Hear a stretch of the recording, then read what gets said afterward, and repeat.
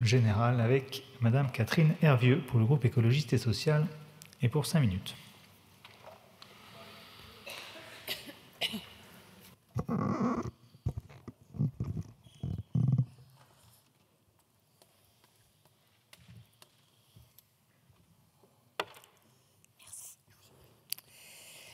Monsieur le Président, Monsieur le rapporteur, chers collègues, cette proposition de loi est importante par l'enjeu de mémoire qu'elle comporte. Les associations se sont mobilisées pour échanger avec les parlementaires afin que cette situation inacceptable cesse. Un projet réfléchi, collectif et transpartisan ressort de nos travaux. Merci au rapporteur de l'avoir initié. Parce que la France a trop longtemps oublié et laissé de côté des milliers de personnes, il est de notre responsabilité de rétablir la reconnaissance des rapatriés d'Indochine et des anciens membres des formations supplétives. Nous avons l'opportunité aujourd'hui, en 2025, d'aborder leur mémoire. Nous reconnaissons enfin la situation indigne dans laquelle ont vécu les rapatriés d'Indochine et leurs familles, ainsi que le besoin de réparation des préjudices subis. Entre 1954 et 1974, 44 000 ressortissants français ont été rapatriés depuis l'Indochine. Parmi eux, 4 000 à 6 000 personnes ont été installées plus durablement dans des camps dénommés centres d'accueil. Elles ont vécu dans des conditions dégradantes et indignes. Ces centres d'accueil n'en avaient que le nom au regard des conditions de vie.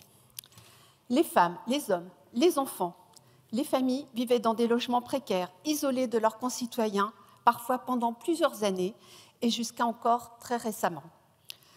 La jeunesse de nombreux enfants a été marquée par l'exclusion sociale, le racisme, les discriminations et la marginalisation. Il est alors primordial de mettre fin à cette inégalité de traitement qui dure depuis plus de 70 ans. La loi du 23 février 2022 avait prévu la reconnaissance de la nation envers les harkis et les autres personnes rapatriées d'Algérie.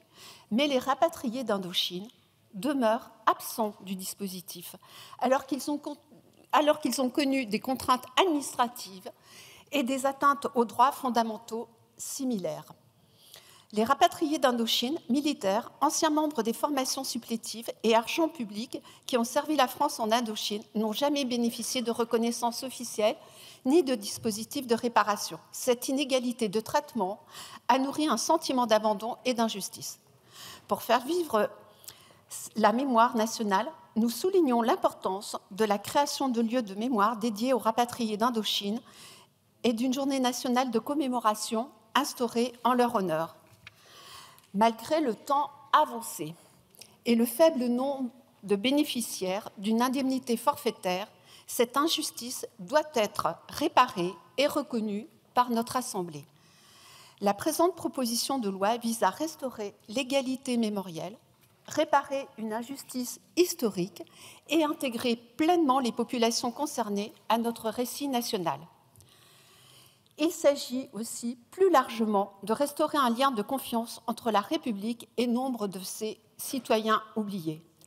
Il convient donc, d'une part, de reconnaître solennellement la responsabilité de la République et, d'autre part, de mettre en place un dispositif de réparation digne pour les victimes ou leurs ayants droit.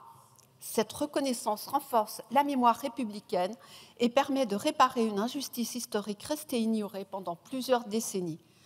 Le groupe écologiste et social votera en faveur de cette proposition portant reconnaissance de la nation envers les rapatriés d'Indochine et réparation des préjudices subis par ceux-ci et aussi leurs familles et leurs descendants. Je vous remercie. Je vous remercie.